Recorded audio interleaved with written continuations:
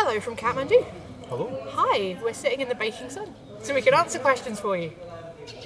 I hope you appreciate it because I am burning right now. Yep.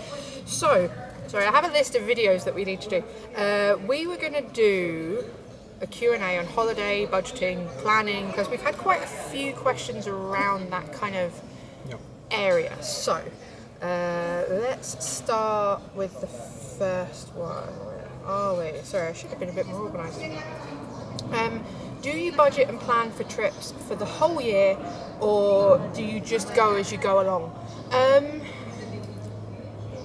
We kind of do a bit of both. So there are certain times of the year we will not leave Edinburgh. So August, because it is the Edinburgh Festival, there's no chance in hell of us getting in and out of Edinburgh, so we just don't bother.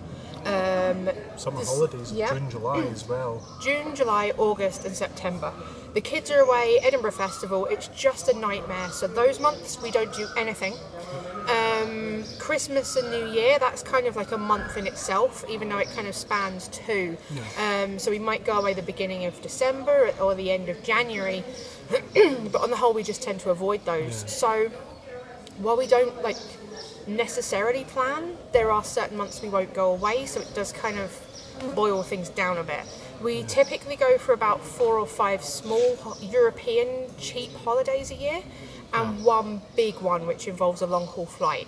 Even then, unless we're going to Japan, it doesn't tend to be overly expensive. So I hope that answers that for you. I'm curious, on average, how much per night did you pay for accommodation in Tokyo? We tend to hit £20-25 a night. We normally stay in the Hotel Shinjuku, but last time we stayed in a hostel. It was actually really, really good. I can't remember the name of it. Neither can I. That's going to annoy me. But we tend to use booking.com and filter it from the cheapest and the most expensive, and then go from there. There are certain things that we like having an ensuite, but in Osaka, for example, you won't get an ensuite unless you start paying considerably more, so we just kind of live without it. But on the whole, £20-25 a night. What was the next question? Out of curiosity, because this kind of leads on to it, is there a minimum and maximum that you would pay for accommodation? This was on the latest video we just did, which was the $6 versus $36 for accommodation here in Kathmandu. There is no minimum.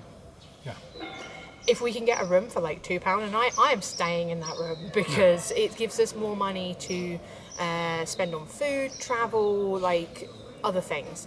But it entirely depends on the country we are visiting and the location. So for example, London and Tokyo are the most expensive. So that's £20-25 a night. The cheapest are things like Nepal, Bangkok, Chiang Mai, where else was there? There's some really cheap places where you will find somewhere for under a tenner. And Europe tends to be in the middle, where it's £10-15 a night. So our upper end is £20-25. If it's anything more than that, we tend to not go. Because we've looked, for example, at Switzerland, and it got so expensive. We were just no, we can't afford this. While the flights are cheap, the hotel is so expensive that we ended up going to Berlin instead. Because that was cheap. And Berlin ended up being amazing. So there is a maximum, and if we can't, if we go too far above that, we just can't afford it, so we end up going somewhere else. Where is the next one? The next one was Pimlico. I remember that. Okay, where do you fancy going that is south of the equator? Mexico. I would love to go to Mexico. We were literally just talking about it over lunch up there. I don't know if you can see them. We were just talking about this at lunch. Mexico. Is there anywhere else you'd like to go? I would like to go to New Zealand, but I don't. This is one of the things. I would love to go to New Zealand because, yes, I'm Lord of the Rings van, and love to go to the Hobbiton village and all that jazz, and also get a Maori style tattoo whilst there. And all of these things are just that would be super cool to do. But the problem is if we're that far away in the world, we're going to go to Japan. Yeah, it's such a long way to go. And so I mean, you know, flights to Australia and New Zealand are like 24 plus hours, and it's like, no, we struggle with the... I hate long haul flights at the best of times. Exactly, and it's one of these things that I would love to go, but I know it's probably never going to happen, because if we're that neck of the woods, we will be going to Southeast Asia, we'll be going to Japan, we'll be going to all these places, and it's just... Funny enough, when this question came up, I was like, we've been south of the equator, because surely Thailand is... No, we've not been south of the equator. So, we need to do that at some point. Can you recommend... sorry, wrong one. Would you ever consider going veggie rather than vegan if you were travelling somewhere that it was hard to get vegan food? Now that's been an interesting one here, because you get yogurt with a lot of things. soy milk is not really a thing. You can totally do vegan here, but it's not as straightforward as other places. No. Now, the answer to this is no. Purely because it would upset our stomachs, something chronic.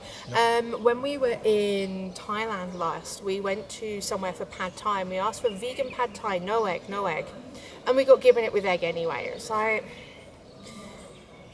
it seems a shame to waste it. It's just an egg, let's just eat it. And I felt so ill that I couldn't do it. We learned the hard way that that's not a thing we can do. Also, anytime we're accidentally given milk instead of soy milk, our stomachs hate us. So it's not something we would ever consider, purely because it's just not worth what it does to our stomachs, and it just makes us ill. Yeah. So it's horrible. Yeah. But we do take stuff with us to make sure that we I don't know, flapjack bars and snack bars and things, and we do a lot of research to make sure that we're okay, just in case. And even if we end up eating the same thing every day, at least we wouldn't make ourselves sick. Yep. Do you try to buy clothes made from material that are quick dry or travel specialist ones? No. This, as much as I hate to admit it, is a Primani special. My leggings are from eBay. I've got cheap clothes that, if they fall apart, they fall apart. My clothes are all from Thailand. Yeah, you bought these in, that was in Chiang Mai and that was in Chatuchak. Yep, and basically they're thin.